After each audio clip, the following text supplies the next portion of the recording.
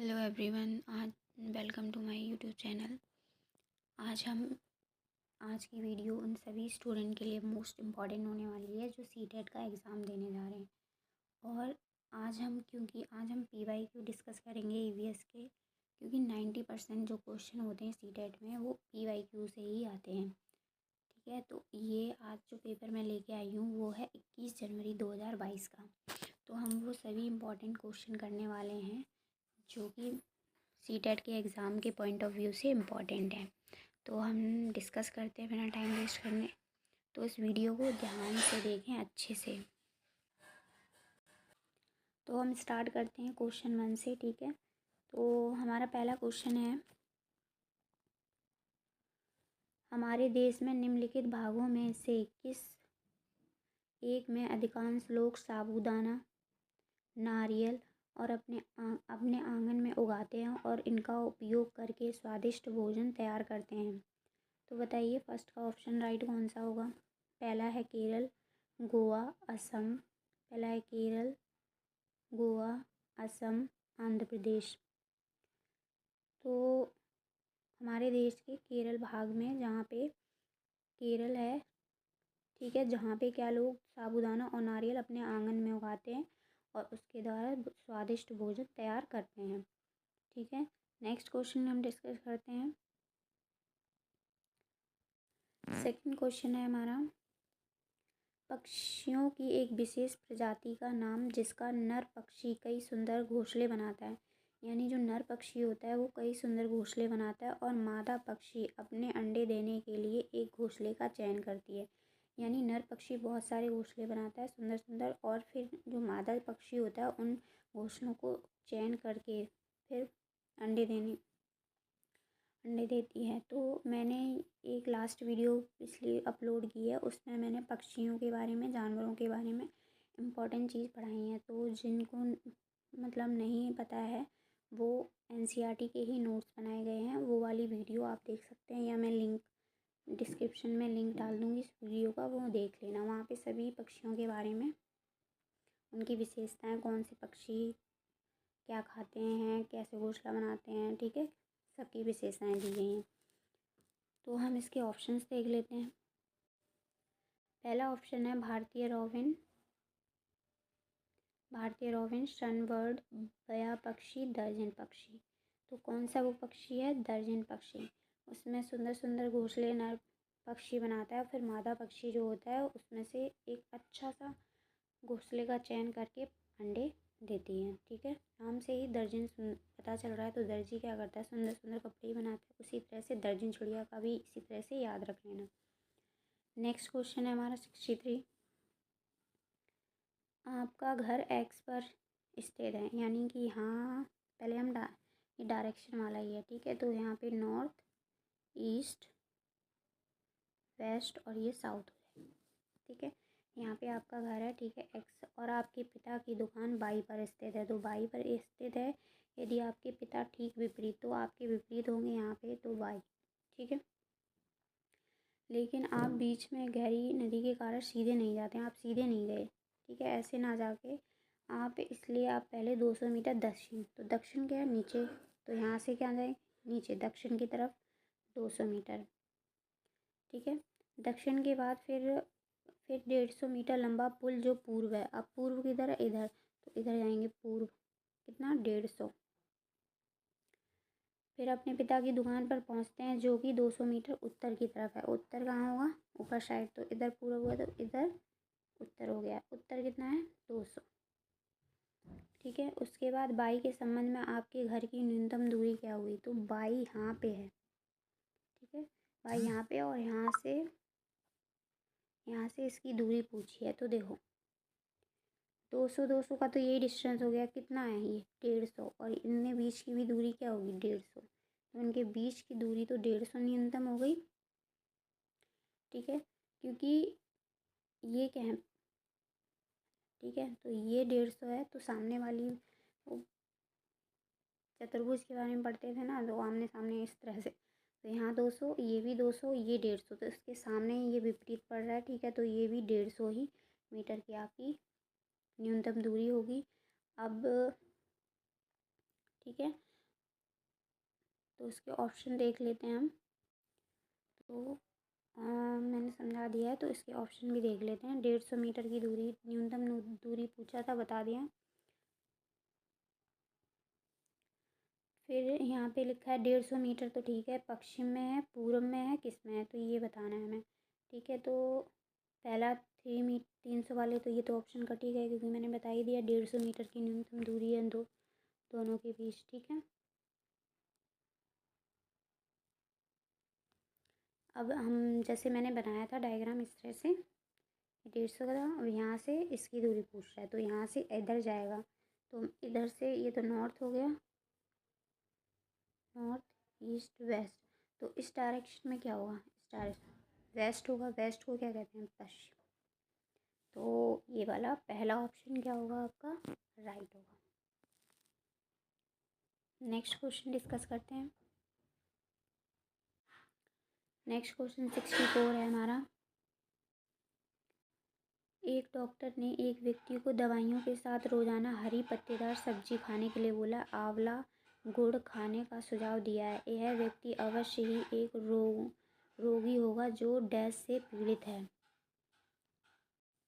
तो right option हमारा कौन सा होगा इसमें, तो हरी पत्तेदार सब्जियां, आंवला गुड़, ये कब खाने को बोलते हैं, जब शरीर में खून की कमी हो, यानी हीमोग्लोबिन की कमी हो जाती है।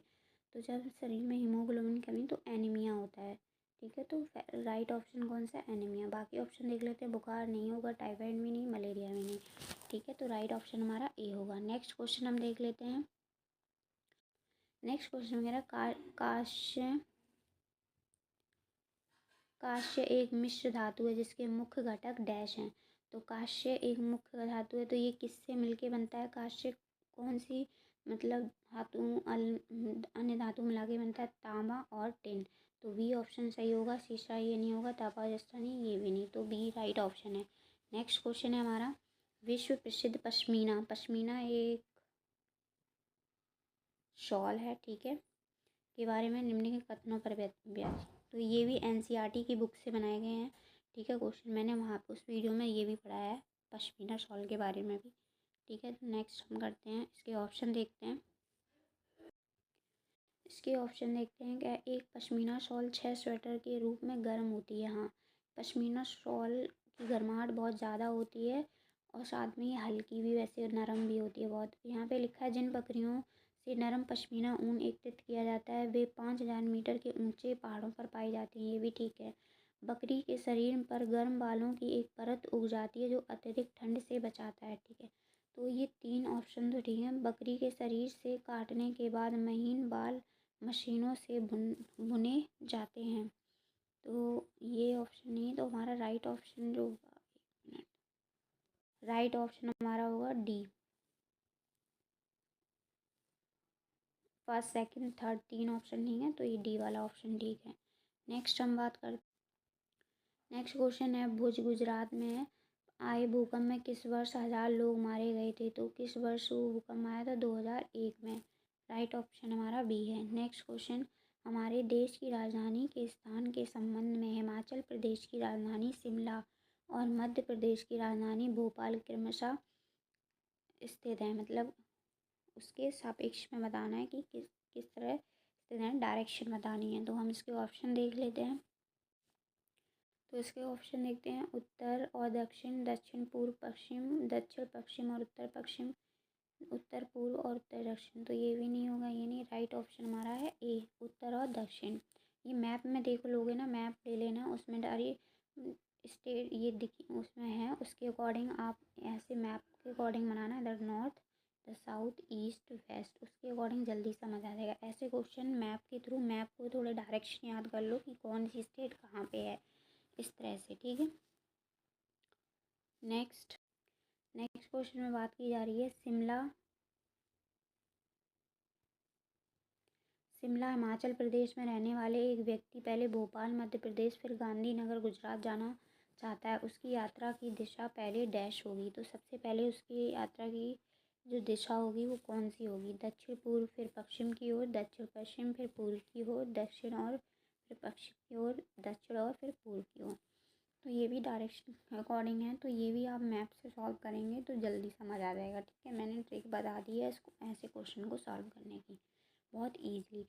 तो आप एग्ज़ाम देने जा रहे हैं सीटेट का, तो मैप के बारे में नॉलेज होनी चाहिए कि कोई भी क्वेश्चन डायरेक्शन का आ सकता है। ठीक है, तो इसी के थ्रू आप बना सकते हैं उसको। ठीक, तो इसका पहले बताइए राइट ऑप्शन क्या होगा। राइट ऑप्शन होगा सी, दक्षिण और फिर पश्चिम की ओर। ठीक है, नेक्स्ट क्वेश्चन।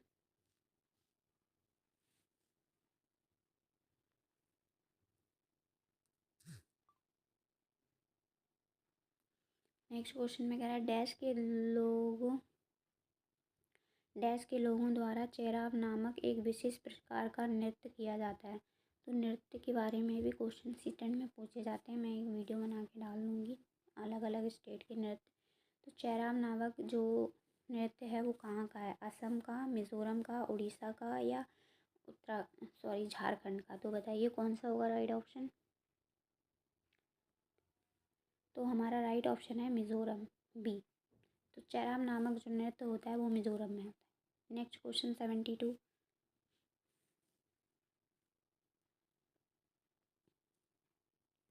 70 भारत के मानचित्र पर यदि आप कोलकाता पश्चिम बंगाल की राजधानी जो कि बिंदु ए से पुडुचेरी जो कि बिंदु बी एक तक एक सीधी रेखा ए बी खींचते हैं तो बिंदु बी के संबंध में बिंदु ए की दिशा होगी क्या।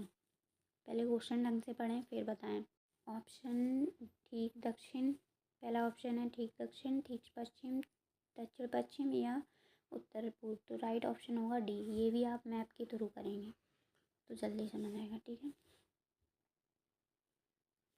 नेक्स्ट।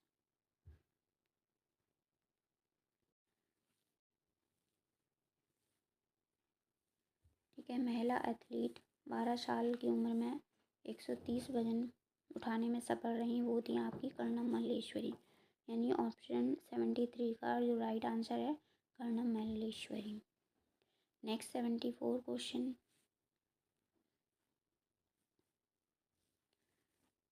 एक पर्यटक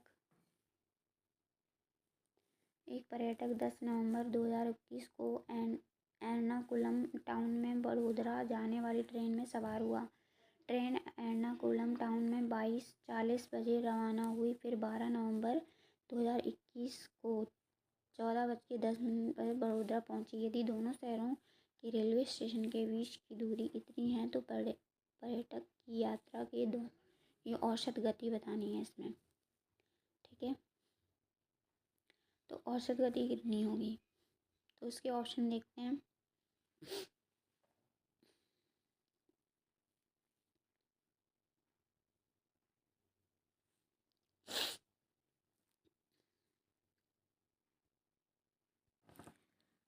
फर्स्ट ऑप्शन है हमारा इसमें 96 किलोमीटर, 72 किलोमीटर, 48 किलोमीटर,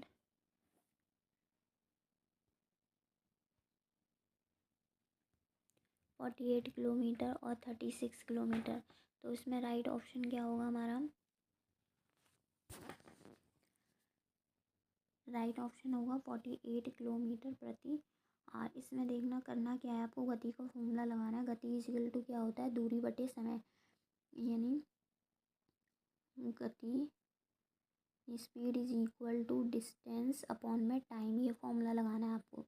तो कुल दूरी निकाल लेनी है आपको काउंट करके। ठीक है, 10 नवंबर से ये टाइम दे रखा है और 12 नवंबर इतने बजे, इनके बीच का समय जो निकालना है वो आपका 39 घंटे 30 मिनट्स निकलेगा। ठीक है, वो निकाल लेना और टाइम देख लेना, टाइम ये हो गया। और दूरी टोटल आपको दे रखी है। पहले तो इनके बीच समय निकाल लो काउंट करके और फिर क्या करना है, दूरी को समय से क्या कर देना है, डिवाइड कर देना है। तो हमारा क्या निकल आएगा, स्पीड निकल आएगी यानी गति निकल आएगी। तो राइट ऑप्शन आपका डी हो, ओ सॉरी सी होगा, सी 48 kilometre per hour. Next question. मसालों का एक समूह जिसका प्रत्येक सदस्य केरल में उगाया जाता है, तो कौन सा वो समूह है, मतलब वो सभी मसाले स्पेशली केरल में उगाए जाते हैं। तो 75 का राइट ऑप्शन जो होगा वो बी होगा। तेज पत्ता, काली मिर्च, इलायची, ये सब कहाँ उगाए जाते हैं? केरल में। नेक्स्ट क्वेश्चन, ईवीएस के संबंध में बच्चा अपना परिवेश को देखता है। ईवीएस के संबंध में बच्चा अपने परिवेश को देखता है। पृथक रूप में, परिवेश इस आसपास का, समग्र रूप में, सरल रूप में, पृथक रूप में, समग्र रूप में, सरल रूप में, या इसके विषय रूप में। तो राइट ऑप्शन होगा बी, समग्र रूप में, अपने परिवेश को समग्र रूप में देखता है। नेक्स्ट क्वेश्चन 77, ईवीएस की पाठ्यक्रम तैयार किया गया है विषयों पर, पाठ्यक्रम पर, प्रसंग पर, विषयों और पाठ्यक्रम दोनों पर। तो कौन सा राइट ऑप्शन होगा 77 का? सी, प्रसंग पर। ठीक है। नेक्स्ट क्वेश्चन,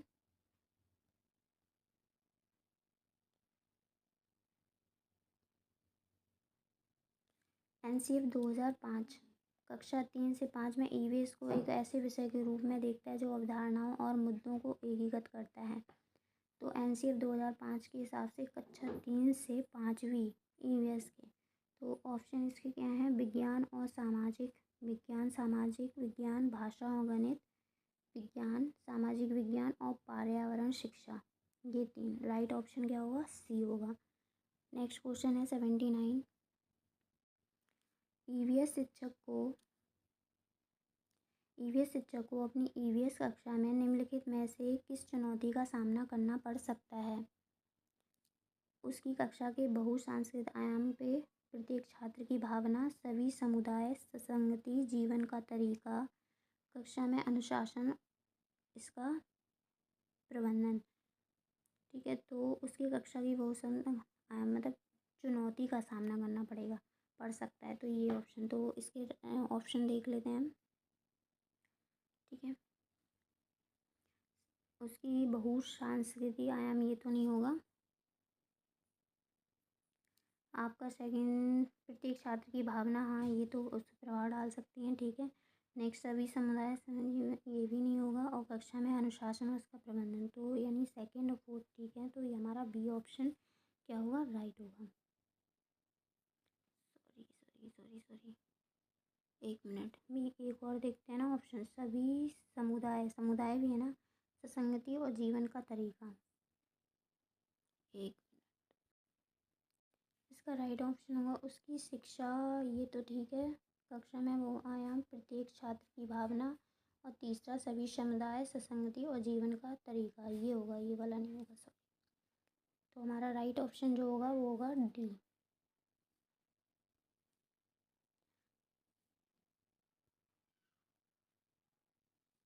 डी, केवल फर्स्ट, सेकंड और थर्ड। ठीक है।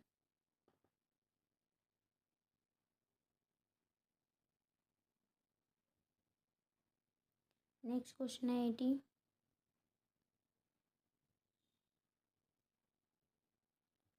प्राथमिक स्तर पर ईवीएस पढ़ाने का सर्वाधिक उपयुक्त उद्देश्य क्या है? प्राथमिक स्तर पर ईवीएस पढ़ाने का, ठीक है, ईवीएस की विभिन्न अवधारणाओं के विवरण और परिभाषाएं विकसित करना, छात्रों को उनके परिवेश का अन्वेषण करने के लिए पर्याप्त स्थान प्रदान करना, ईवीएस की अवधारणाओं को सीखने के लिए छात्रों को सुविधा प्रदान करना,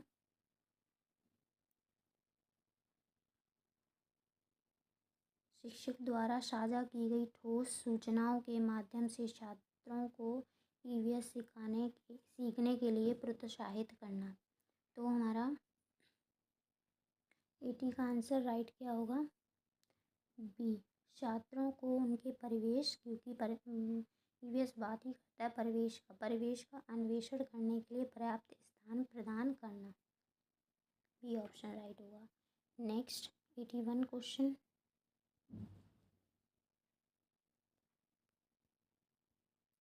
ईवीएस पाठ्यक्रम में परिवार और मित्र डैश हैं। तो परिवार और मित्र क्या है? थीम है।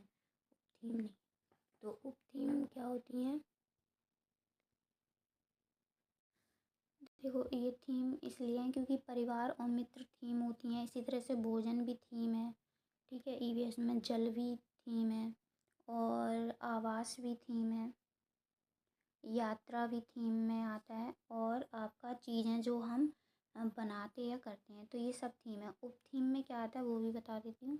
उप थीम में आपके परिवार और जो मित्र होते हैं उनके संबंध आते हैं, कार्य क्षेत्र, कार्य व खेल आते हैं, जानवर आते हैं और पेड़ पौधे आते हैं, वो सब क्या आते हैं आपके उप थीम में। तो इसका तो ऑप्शन ए होगा, थीम, क्योंकि परिवार और मित्र एक थीम है, और इसी परिवार और मित्र में अगर कार्य व खेल आते तो उप थीम होता, जानवर आता तो भी पेड़ पौधे और संबंध। ठीक है, नेक्स्ट हम क्वेश्चन देखते हैं 82।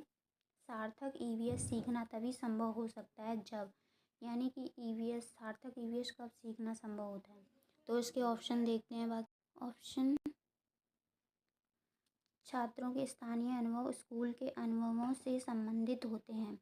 तो पहला ऑप्शन आपका है 82 का ए, छात्रों के स्थानीय अनुभव स्कूल के अनुभवों से संबंधित होते हैं, राइट ऑप्शन ए होगा। Next question 83।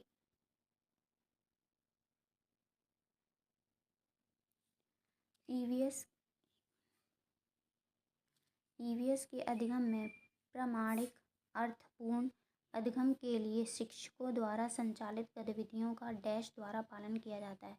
यानी जो ईवीएस के अधिगम है मतलब लर्निंग है, जो प्रामाणिक अर्थपूर्ण और अधिगम के लिए शिक्षकों द्वारा कौन सी गतिविधियों का पालन किया जाता है। पहला है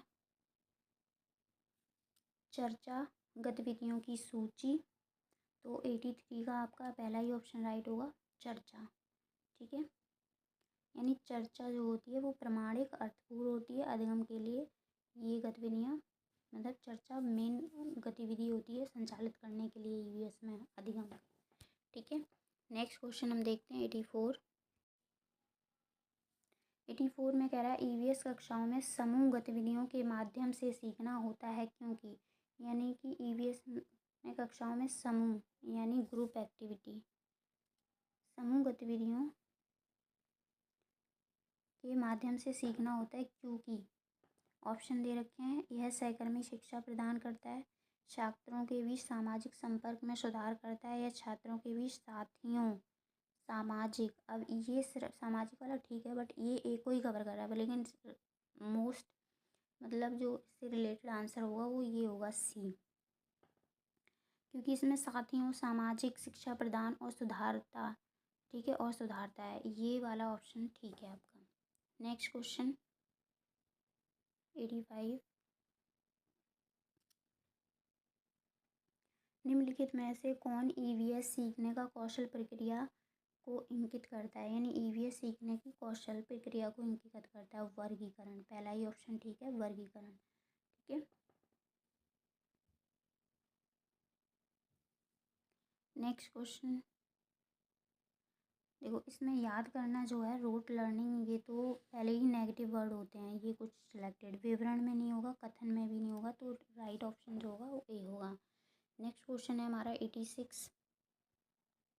86 में क्या कह रहे हैं, छात्रों द्वारा ईवीएस सीखने में माता पिता और समुदाय की भागीदारी को बढ़ावा देने का सबसे उपयुक्त उद्देश्य क्या है। छात्रों की सामाजिक ससंगति पृष्ठभूमि जानने के लिए शिक्षकों को अवसर प्रदान करें।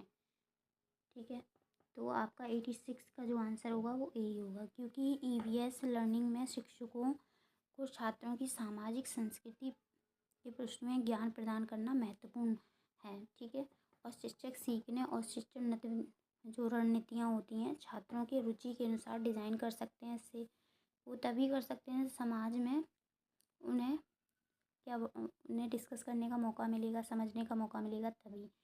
ठीक है, तो इससे रुचि दिखाते हैं, तो ये ऑप्शन आपका राइट होगा। नेक्स्ट हमारा क्वेश्चन है 87।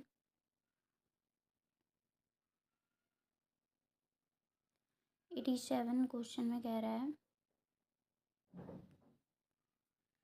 प्राथमिक स्तर पर ईवीएस कक्षा में आने वाली चुनौतियों और मुद्दों को बहुत अच्छी तरह से संबोधित किया जा सकता है।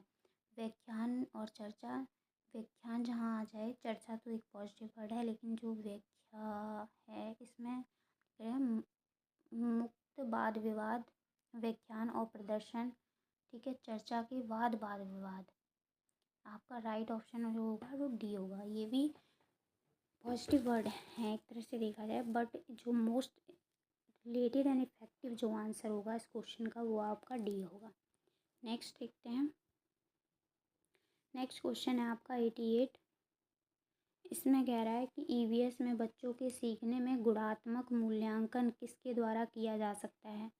यहाँ पे गुणात्मक बताना है मूल्यांकन। 88 का आंसर, इसके ऑप्शन देखते हैं हम। सबसे पहले बच्चों के विचारों, अवलोकन, रिपोर्ट का रिकॉर्ड, प्रक्रिया कौशल का अवलोकन, पेपर पेंसिल टेस्ट, उपलब्धि परीक्षण। अब इसके ऑप्शन यहाँ पे, तो बच्चों के विचार, ठीक है, ये भी ठीक है। अवलोकन रिपोर्ट का, ये तो ठीक लग रहा है। प्रक्रिया कौशल का अवलोकन, प्रक्रिया कौशल का भी अवलोकन करना चाहिए। ऑप्शन जो हमारा राइट ऑप्शन होगा वो ए ही होगा, क्योंकि फर्स्ट और सेकंड अच्छे लग रहे हैं। पेपर पेंसिल टेस्ट और उपलब्धि परीक्षण कुछ खास नहीं लग रहा है, तो ये तो आपके नहीं होंगे। राइट और इफेक्टिव आंसर आपका वो ए होगा। नेक्स्ट क्वेश्चन हमारा 88। कौन सा ईवीएस में एक रचनात्मक मूल्यांकन उपकरण है। ईवीएस में एक रचनात्मक मूल्यांकन का उपकरण है। पोर्टफोलियो, उफाकात्मक रिकॉर्ड, रेटिंग पैमाने, अवलोकन और रिकॉर्डिंग। तो उसमें राइट ऑप्शन जो होगा पोर्टफोलियो भी ठीक है, उपाख्यानात्मक रिकॉर्ड भी ठीक है, रेटिंग पैमाने और है हमारा अवलोकन और रिकॉर्डिंग। तो ये चारों ही ऑप्शन आपके क्या हैं, ठीक है। रचनात्मक मूल्यांकन के उपकरण पूछे हैं ना, तो आपका डी वाला ऑप्शन क्या होगा, राइट होगा।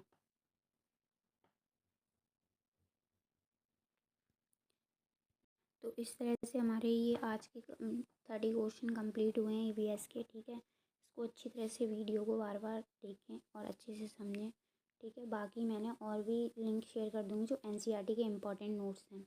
And thank you for watching my video. Like, comment and subscribe my channel.